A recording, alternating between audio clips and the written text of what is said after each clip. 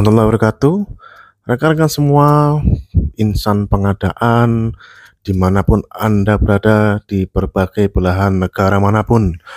Pada video kali ini, di seri edukasi pengadaan barang dan jasa, izinkan saya menyampaikan seri edukasi terkait dengan identifikasi kebutuhan, di mana pada mulai hari ini saya akan memberikan satu seri yang sifatnya konsisten dari file PowerPoint yang menceritakan mengenai jenis-jenis suatu barang atau suatu pekerjaan jasa yang ada di pasaran Indonesia dan fungsi kebutuhannya masing-masing. Harapan dari VT ini memberikan panduan referensi bagi rekan-rekan semua pelaku pengadaan dimanapun Anda berada, baik pemerintah, non-pemerintah, BLU, BLUD, BUMN, BUMD, kecamatan, desa, swasta, siapapun yang ingin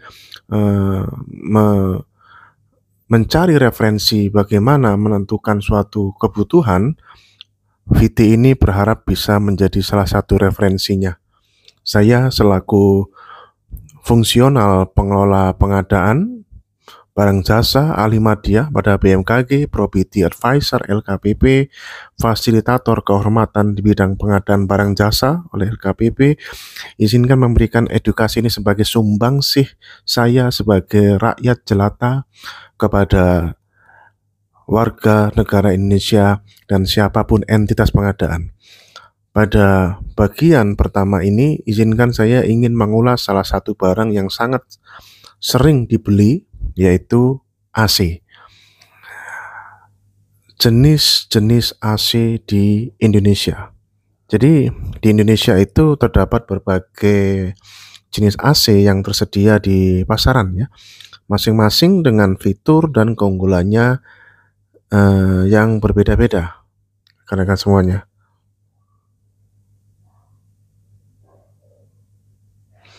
Pertama, jenis AC yang pertama itu adalah yang paling banyak dibeli, yaitu AC split. Di AC ini memiliki efisiensi energi yang tinggi dan mudah dalam hal perawatannya. Kemudian dari sisi desain, unit indoor AC split memiliki desain yang ramping dan modern, cocok untuk berbagai interior. Kemudian dari aspek variabel instalasi, pemasangan unit outdoor AC split dapat dilakukan bisa di luar ruangan seperti di balkon atau teras. Ya. Jenis yang kedua adalah AC window. AC jenis seperti ini mudah dipasang ya, AC window mudah dipasang karena desainnya yang sederhana dan langsung dipasang di jendela ya.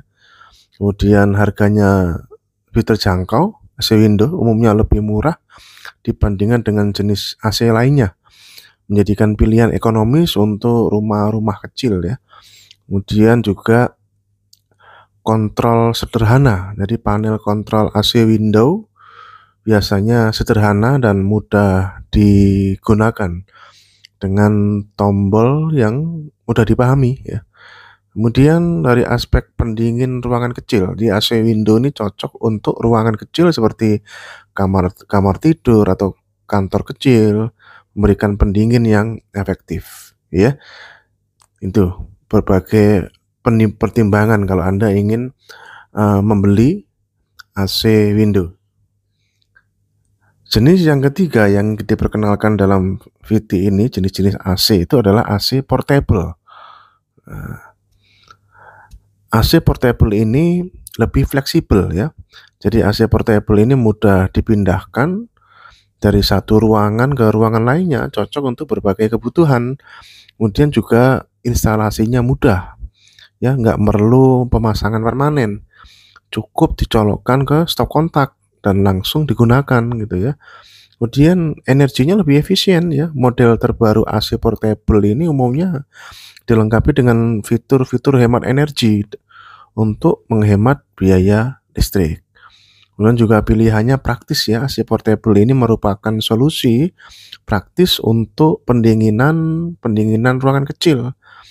Seperti contohnya kamar tidur, kantor-kantor kecil seperti itu. Ini berbagai pilihan-pilihan yang bisa Anda pertimbangkan ketika akan melakukan pengadaan AC. Kemudian ini yang lebih gede, ini ya AC sentral. Ya, AC sentral ini sistemnya terpusat. Ya, AC sentral ini memiliki satu unit utama yang mendistribusikan udara dingin ke seluruh bangunan melalui saluran udara. Nah, ini dengan metode seperti ini ya pendinginan itu ya maksimal ya. Jadi sistem ini mampu mendinginkan ruangan yang luas dengan efisiensi tinggi dan cocok untuk gedung perkantoran, hotel, dan bangunan komersial. Ya. Kemudian juga yang perlu dipertimbangkan di sini instalasinya sudah pasti kompleks ya. Pemasangan AC sentral ini membutuhkan perencanaan dan instalasi yang kompleks, melibatkan saluran udara dan unit indoor yang terintegrasi. Dan aspek keempat pasti harganya tinggi dibanding yang lain ya. AC sentral umumnya lebih mahal dibandingkan dengan jenis yang lain, namun dia menawarkan solusi pendinginan yang optimal untuk bangunan besar. Ada kemudian berikutnya ini adalah AC ducted. AC ducted ini ya, kelebihan AC ducted ini memiliki efisiensi tinggi, suaranya lebih senyap, dan kontrol suhu di setiap ruangan juga terpisah. Nah, ini kekurangannya ya, ini instalasi AC ducted ini membutuhkan ruangan yang lebih besar dan biaya awal yang tinggi dibandingkan dengan AC lainnya.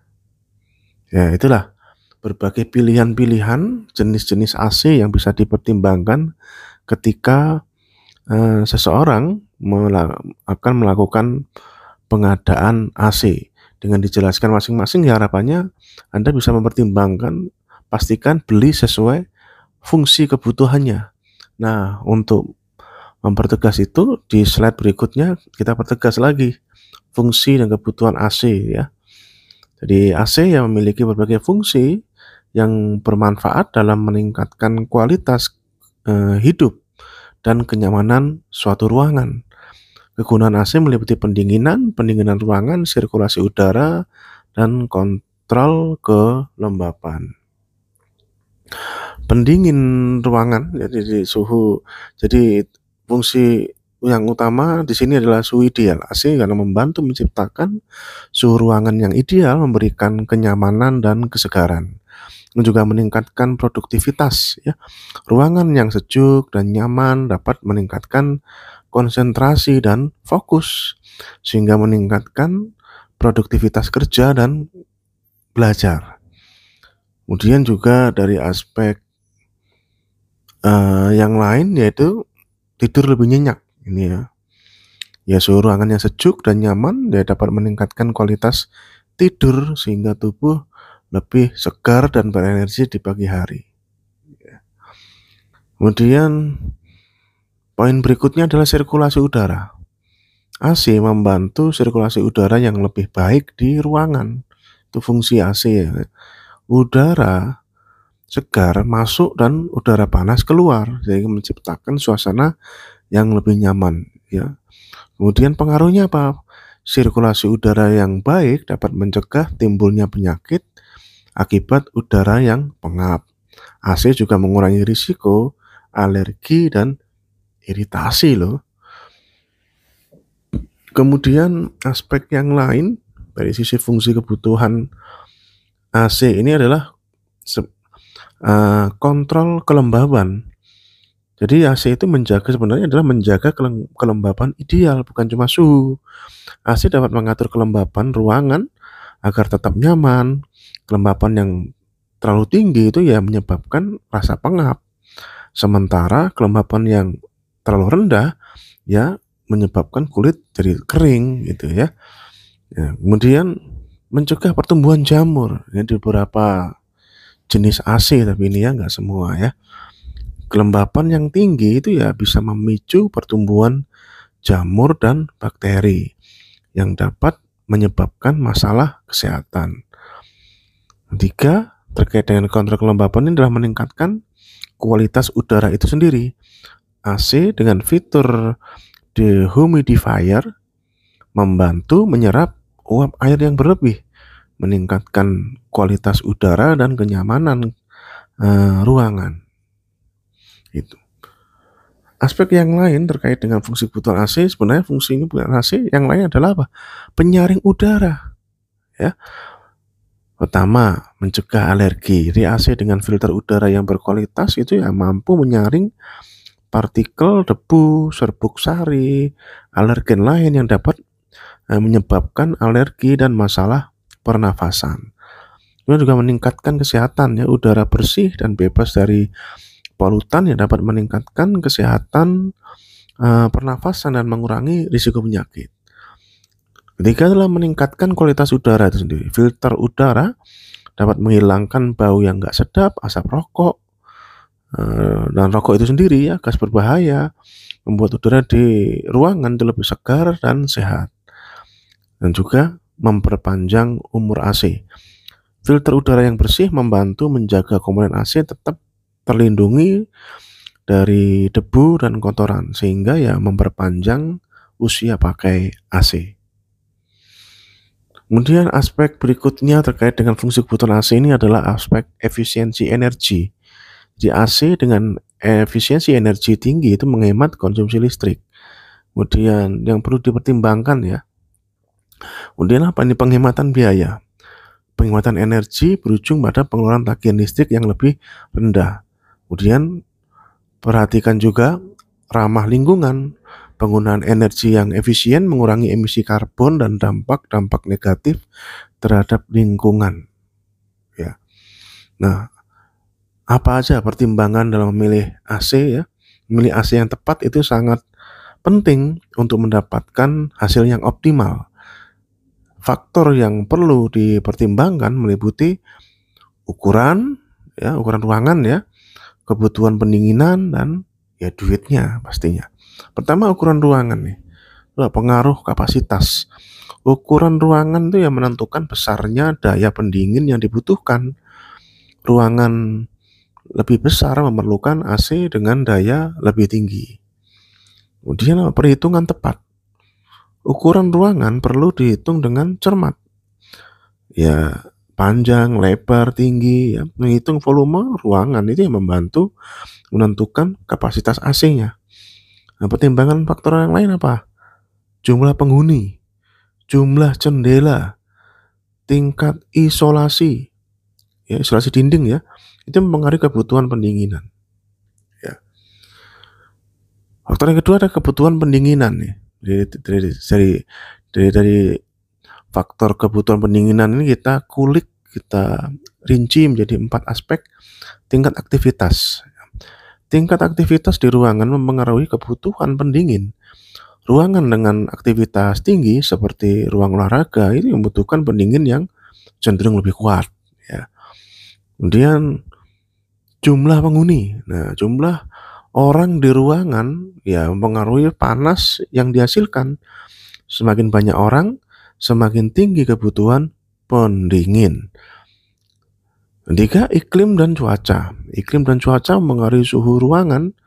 Ya, suhu udara yang tinggi membutuhkan AC dengan daya pendingin yang lebih besar.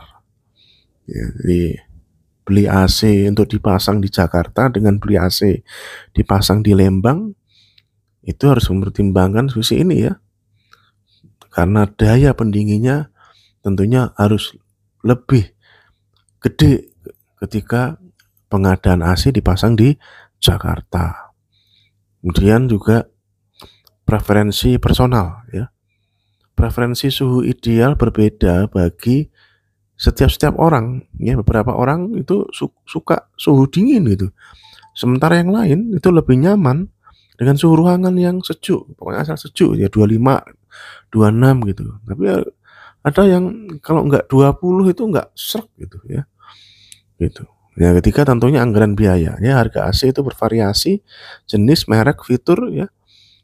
Biaya instalasi itu yang perlu dipertimbangkan. Jadi jangan AC itu cuma beli AC lah, nanti masangnya gimana? Karena beli AC pun juga itu belum termasuk biaya masang. Ada bracketnya, itu biasanya nggak termasuk itu ya. Bracket nggak termasuk, pipa-pipanya yang apalagi kalau panjang gitu ya.